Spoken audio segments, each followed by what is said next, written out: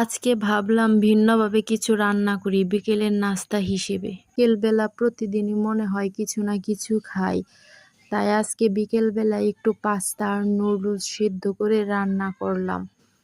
দেখুন বন্ধুরা, কত সহজ উপায়ে এবং অল্প সময়ের ভিতরে ঝটপট রেডি করা যায় এই পাস্তা নুডলস।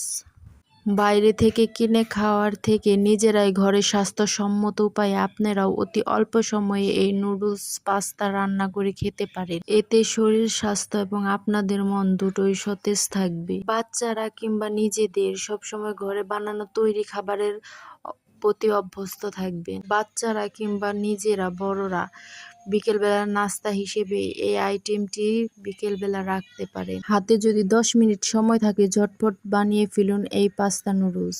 দেখুন বন্ধুরা, আমার এই পাস্তা নুডলস দেখতে কতটা লোভনীয় লাগছে। যদি ভিডিওটা আপনাদের ভালো লেগে থাকে লাইক, কমেন্ট, শেয়ার করে পাশে থাকবেন।